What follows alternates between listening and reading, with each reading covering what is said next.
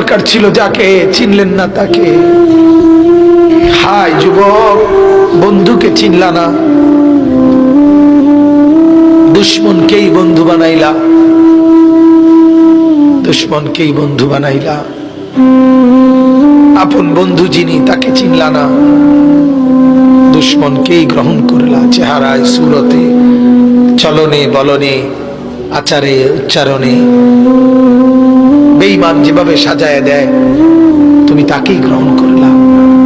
আল্লাহর নবী বলেন, রব্বুল আলামিন আমি যদি বসে যাই হাসরের এই বিরাট ময়দানে, আমার উম্মতের জন্য দৌড়াবে কে?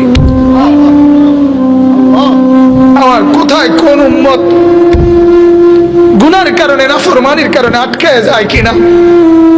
আমি যদি না ছুটি, আমি যদি না দৌড়াই, আমি বসে গেলে আমার উম্মতের জন্য দৌড়বে কে?